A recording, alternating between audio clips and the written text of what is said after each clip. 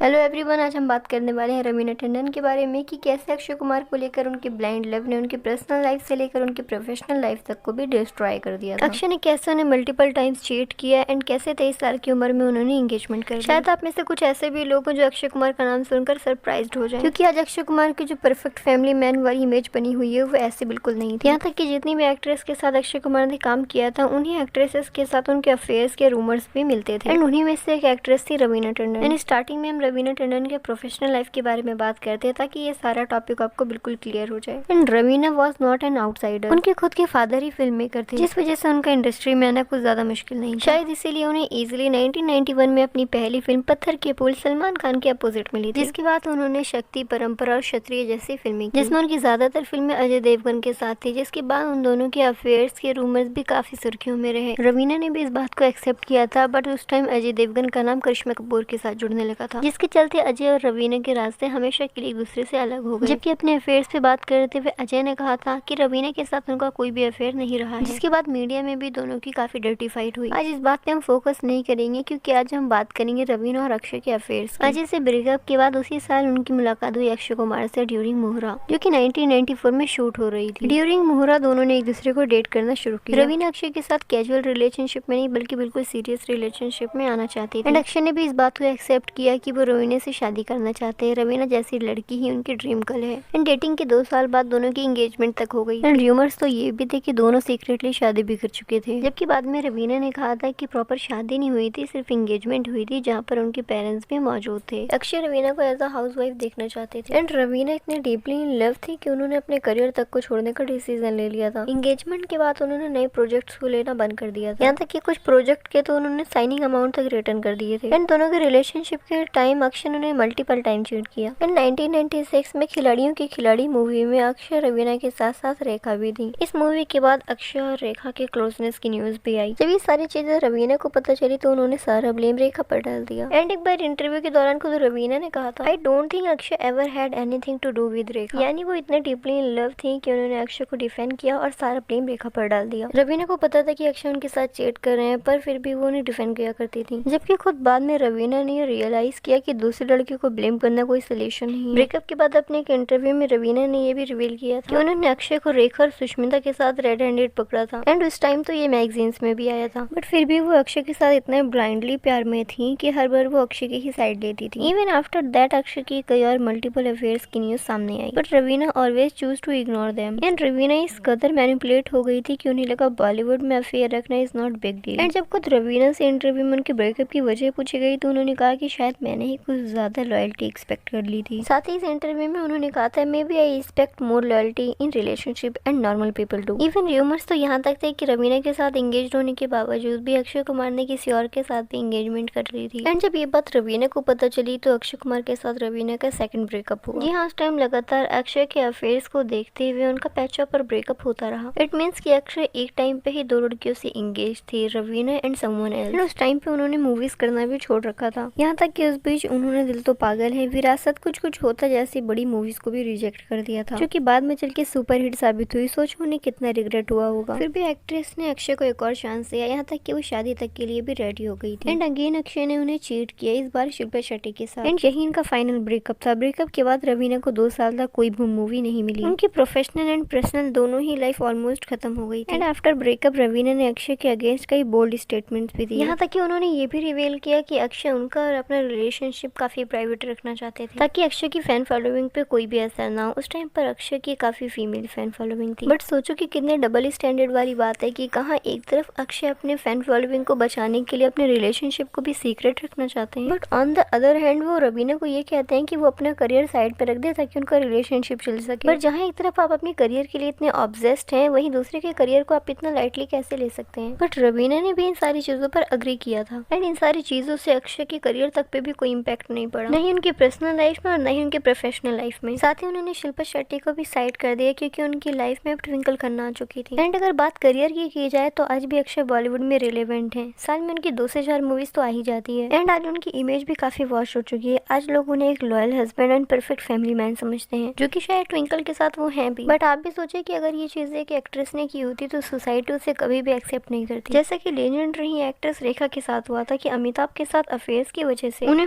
Home रहकर and women का भी टैग मिल गया था। सॉरी बट मेरा इंटेंशन किसी एक कम्युनिटी को लेकर ब्लेम करना नहीं है, क्योंकि पहले के टाइम में वुमेन को लेकर ही सबसे ज्यादा जजमेंट की जाती थी। बट आज ये काफी अच्छी चीज है कि सोसाइटी काफी चेंज हो गई। आज हम वुमेन एंड मैन दोनों को इक्वली जज करते हैं। एनीवेज 1998 में रवीना ने कमबैक किया और उसके बाद उन्होंने काफी हिट मूवीज की। 2001 में रिलीज हुई उनकी मूवी दामन के लिए उन्हें नेशनल अवार्ड तक मिला। आफ्टर दैट 2004 में उनकी शादी हो जाती है फिल्म डिस्ट्रीब्यूटर अनिल धड़ानी से, जो उस वक्त ऑलरेडी डिवोर्सी थे। एंड अक्षय के साथ अपने रिलेशनशिप को बचाने की वजह से अगर उन्होंने कई बड़े प्रोजेक्ट्स को रिजेक्ट ना किया होता तो वो आज भी बॉलीवुड की टॉप एक्ट्रेसेस में होती। एंड अगर उस टाइम पर उनका करियर टोटली डैमेज ना हुआ होता तो शायद आज वो और भी ज्यादा सक्सेसफुल होती। एंड जैसा कि आपको पता ही है कि Raveena happily married to Anil Thadani and आज दोनों की पेरिस से 2 बच्चे हैं। इवन दिस ईयर उनकी बेटी राशा धड़ानी ने भी अपनी पहली फिल्म आजाद से बॉलीवुड डेब्यू कर लिया है। And Akshay Kumar also happily married to Twinkle Khanna and उनके भी 2 बच्चे हैं। And their 2 kids are Aarav and Nitara. And आज जैसे अक्षय कुमार की इमेज बनी हुई है perfect man and loyal towards Twinkle Khanna, वो हमेशा से ऐसे बिल्कुल नहीं थी। एंड यहाँ पर मैं भी आप लोगों से ये जानना चाहूंगी कि अगर आपके भी इस वीडियो के ऊपर कुछ थॉट्स हैं, so please do and let me know in the comment section. And video अच्छी लगी है तो लाइक शेयर एंड सब्सक्राइब जरूर करें, चैनल को भी सपोर्ट करें। And I will definitely see you super soon with another interesting videos.